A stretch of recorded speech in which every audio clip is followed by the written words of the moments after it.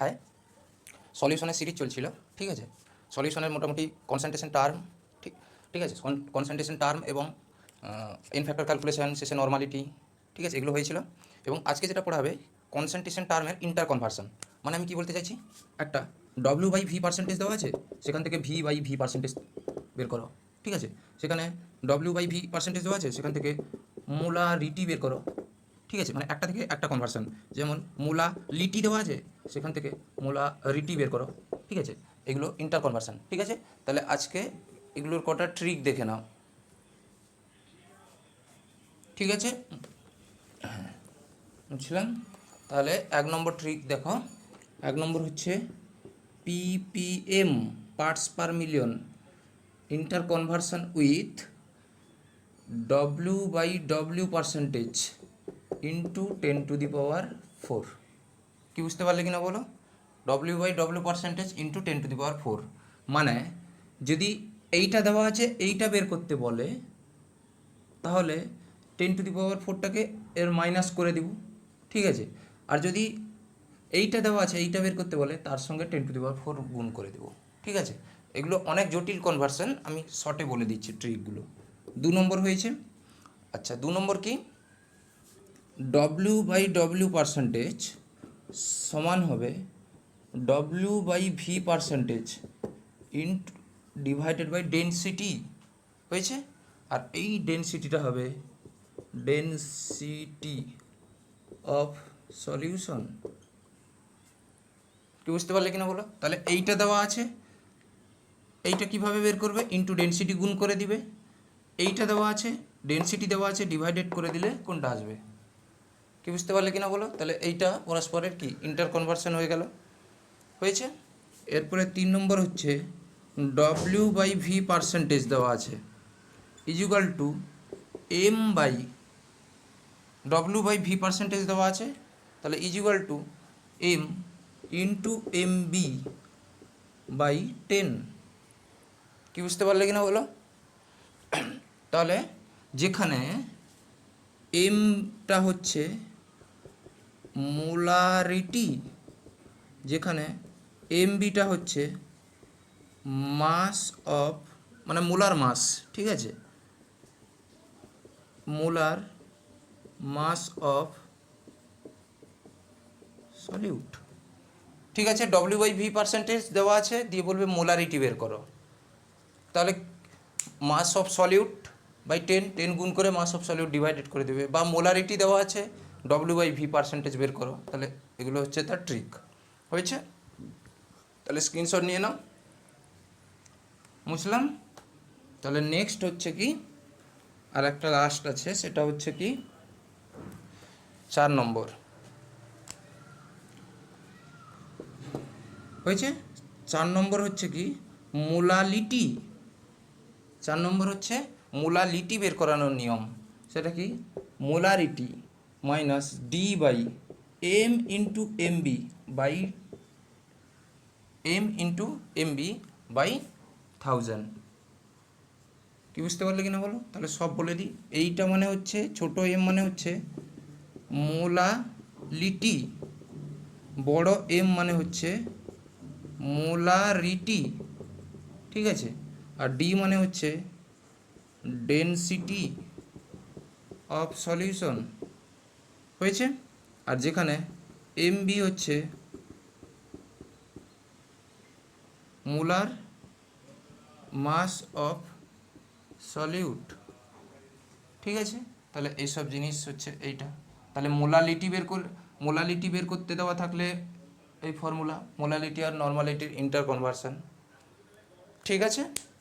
ঠিক আছে, তাহলে এই চারটা লিখে নাও, এই চারটা হয়েছে। এরপরে নেক্সট দেখো, নেক্সট হচ্ছে কি, একটা সলিউশন তিন ভাগে তিন ভাগে তৈরি হতে পারে একটা সলিউশন। সেটা কি, একটা হচ্ছে কি সলিড, হয়েছে, সলিড ইন লিকুইড, হয়েছে। আর একটা লিকুইড ইন লিকুইড, হয়েছে। আর একটা হচ্ছে গ্যাস ইন লিকুইড, হয়েছে। সলিড ইন লিকুইড, আচ্ছা গ্যাস ইন লিকুইড এটাকে এক্সপ্লেইন করবে, সেটা হচ্ছে হেনরি ল। ঠিক আছে, গ্যাস ইন লিকুইড কে এক্সপ্লেইন করবে, সেটা হচ্ছে Henry law. Henry law, gas in liquid মানে এটা কি বলো দেখি, ধরো একটা সলিউশন তৈরি করতে যাব, তাহলে কোনো একটা গ্যাস সেটা ডিজলভ হবে, তো ডিজলভ করাবো, কোনো লিকুইড কোনো লিকুইডের মধ্যে ডিজলভ করাবো, কোনো সলিড কোনো লিকুইডের মধ্যে ডিজলভ করতে, তাহলে এই তিন প্রকারই আমরা সলিউশনে পড়বো। ঠিক আছে, তাহলে লিকুইড ইন লিকুইড, তাহলে লিকুইড ইন লিকুইড, তাহলে লিকুইড ইন লিকুইড কে বলবে, রাউলস ল।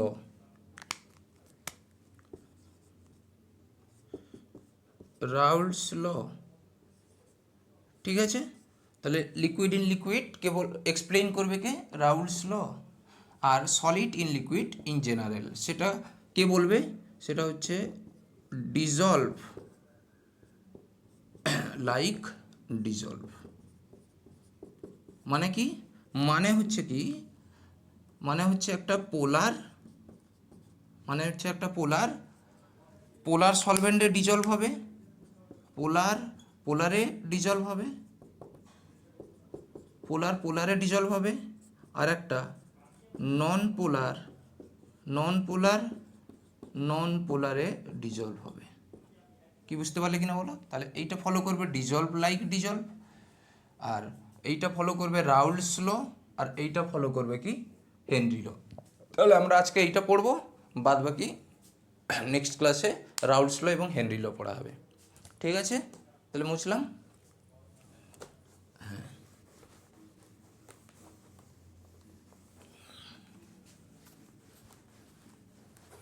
হয়েছে কি, এরপর হচ্ছে কি, solid in liquid, solid in liquid, solid in liquid. আচ্ছা, তাহলে এখানে 1 নম্বর রুল কি ফলো করবে, নেচার অফ সলিউট। ঠিক আছে, nature of solute and also solvent, nature of the solute and solvent. তাহলে এটা কি রুল ফলো করবে, সেটা হচ্ছে কি, dissolved like dissolved, dissolved like dissolved. ঠিক আছে, ডিজলভ লাইক ডিজলভ ফলো করবে। আচ্ছা, 2 নম্বর হচ্ছে কি, টেম্পারেচারের উপর ডিপেন্ড করে, টেম্পারেচারের উপরও ডিপেন্ড করে এগুলো কিভাবে সলিউবল হবে। কি, ধরো একটা solute plus liquid solution, liquid solvent. ঠিক আছে, সলিউটটাকে throughout the topic B দিয়ে রিপ্রেজেন্টেশন করব, লিকুইড সলভেন্টকে এ দিয়ে প্রকাশ করব। তাহলে একটা কি তৈরি হবে বলো, সলিউশন। আচ্ছা, এ যদি হিট রিলিজ করে, মানে কি, এক্সোথার্মিক রিয়াকশান, তাহলে এর সলিবিলিটি ডিক্রিজ করবে যখন টেম্পারেচারটা ইনক্রিজ করব। কেন সেটা দেখো। আচ্ছা, তুমি একটা লোককে খেতে দিয়েছো, ঠিক আছে, সে তার থালাতে ধরো একটা জিনিস দিয়েছো, সে বারবার থালা থেকে এইটা মাটিতে ফেলে দিচ্ছে, মানে এই হিটটা বারবার সে ফেলে দিচ্ছে, তুমি দিচ্ছ বারবার সে ফেলে দিচ্ছে, মানে সে খেতে চাইছে না, সে এটা সলিউশনের থেকে বের করে দিতে চাইছে। কি বলো, থালা থেকে সে এটা তুলে এখানে বের করে দিতে চায়, মানে রিয়াকশানের শেষে বের করতে চাইছে। তাহলে বলো তুমি টেম্পারেচার বাড়াবে, মানে তুমি তাকে আবার দিচ্ছ ওই খাবারটা, তাহলে সে কি করবে, রেগে যাবে, দূর খাবোই না, তার মানে কি সলিবিলিটি হবেই না। তাহলে টেম্পারেচার দিলে সে রেগেই যাবে, যে আমি বারবার ফেলে দিচ্ছি, তুমি আবার টেম্পারেচার দিচ্ছ আমাকে, তাহলে এটাই তো হিট, মানে তো ধরো এক প্রকারের টেম্পারেচার। কি বুঝতে পারলে? তাহলে টেম্পারেচার বাড়ালে সলিবিলিটি কী হয়ে যাবে, ডিক্রিজ হয়ে যাবে। হয়েছে, মুছলাম, তাহলে এটা মুছলাম। এরপরে ধরো